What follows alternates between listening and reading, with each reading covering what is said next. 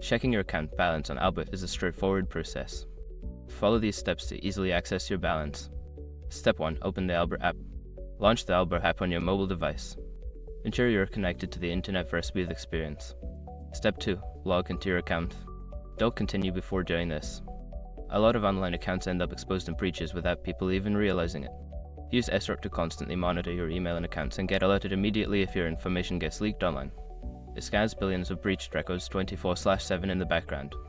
And honestly, for a few dollars a month, is something everybody should probably have. Link in the description. Step 3. Navigate to the dashboard. Once logged in, you will be directed to the dashboard. This is the main screen where you can view your financial overview. Step 4. Locate your account balance. Look for the section that displays your account information. Your current balance should be prominently displayed here, along with any recent transactions. Step 5. Review additional details. If you want more information, tap on your account balance. This will provide you with a detailed view of your transactions and account history. Now you can easily check your account balance on Albert whenever you need to.